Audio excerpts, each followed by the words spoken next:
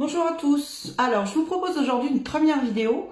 Il y en aura d'autres.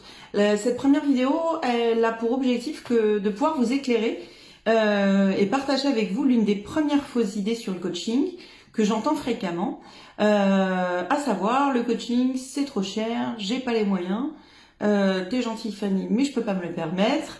Voilà, donc il y a trois petits points que je veux voir par rapport à cette phrase que j'entends souvent.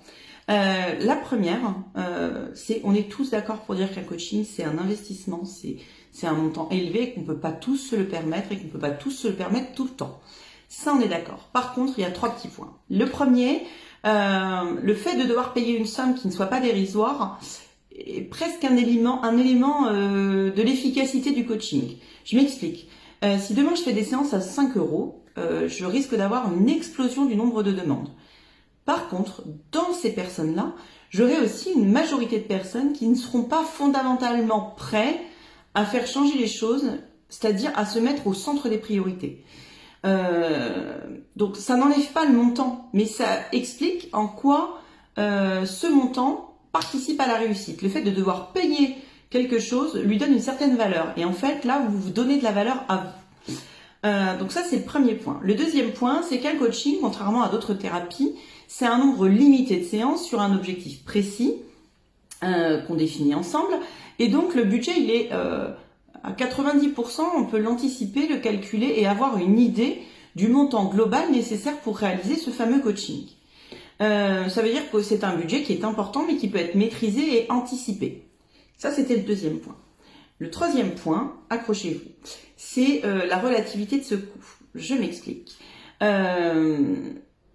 J'ai eu récemment une discussion avec une amie avec qui on parlait du coaching en général et qui me disait ouais, moi je suis convaincue du coaching, franchement, enfin voilà, je pense que c'est super puissant comme outil. Par contre, honnêtement, je peux pas me le permettre, Fanny. Voilà, si on part sur 10 séances à 70 euros la séance, ça fait 700 euros, je n'ai pas ce budget-là. Et donc moi, en effet, je le comprends tout à fait et je lui dis, mais c'est peut-être pas le bon moment, il faut peut-être que tu attendes, voilà, il y a d'autres moyens et puis surtout, voilà, t'as pas les moyens, t'as pas les moyens. Bon, et on en reste là. On passe la journée ensemble, à l'approche de Noël, c'était au moment du Black Friday, et dans la conversation pendant le repas, elle me dit, ouais, c'est du délire quand même ce Black Friday. Moi, je n'étais pas trop au fait de tout ça. Et elle m'explique qu'elle avait vu un iPhone XR, donc le dernier iPhone que je ne connaissais pas. Dernier iPhone qui est à, je crois qu'il est à 1100 ou 1200 euros. Et elle me dit un truc de malade, l'iPhone. Pendant le Black Friday, à telle enseigne, il était à 550 euros. Et donc je lui dis, ah ouais, c'est top en effet. Elle me dit, mais tu te rends pas compte, en fait, c'est l'iPhone XR en fait. À 500 euros, c'est imbattable. Donc clairement, c'était pas prévu dans mon budget du tout. Mais elle me dit, bon voilà, je l'ai pris parce que ça réarrivera pas, quoi. C'est-à-dire que là, vraiment, waouh, je suis trop contente, quoi. J'ai un iPhone flambant neuf, voilà. Et moi, là, je vous avoue, j'ai été un peu scotchée. J'étais un peu scotchée parce que je lui ai posé la question de lui dire, et du coup, depuis que tu l'as, enfin, ça t'a apporté quoi? Et elle me dit, bah, je suis super contente d'avoir un iPhone XR. Alors, je ne sais pas si vous allez vous reconnaître ou pas dans cet échange que j'ai eu avec cette amie.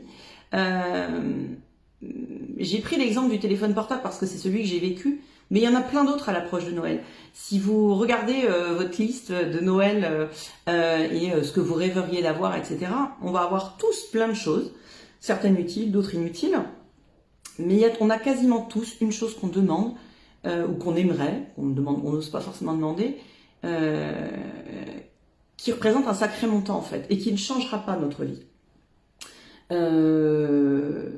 Donc je vous invite à vous poser une question, et vraiment c'est pour réveiller votre conscience, c'est est-ce que vous et votre bien-être, est-ce que c'est au centre de vos préoccupations et de vos priorités? Est-ce que vous considérez que solutionner la problématique, répondre à peut-être une angoisse, enfin voilà, ça c'est particulier à chacun, est-ce que c'est prioritaire dans votre vie? Voilà. Si c'est pas le cas, c'est pas grave du tout.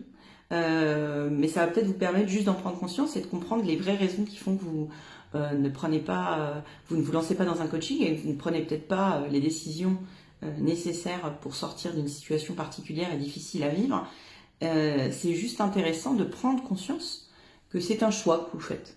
Voilà, c'est fini pour aujourd'hui. J'espère que cette vidéo vous aura un peu éclairé et un peu fait réfléchir en fait. Je vous retrouve très rapidement pour une deuxième faucité du coaching. D'ici là, prenez vraiment soin de vous. Je vous souhaite de passer d'excellentes fêtes de fin d'année. Et puis, n'hésitez pas à commenter, à liker, à partager, à me mettre un petit commentaire pour que je puisse y répondre. Je vous embrasse très vite, je vous dis à très bientôt et je vous quitte sur une citation que j'affectionne tout particulièrement car elle nous parle d'oser croire en nos rêves et c'est une citation qui moi m'a beaucoup guidée et portée à certains moments de ma vie. C'est fais de ta vie un rêve et d'un rêve une réalité.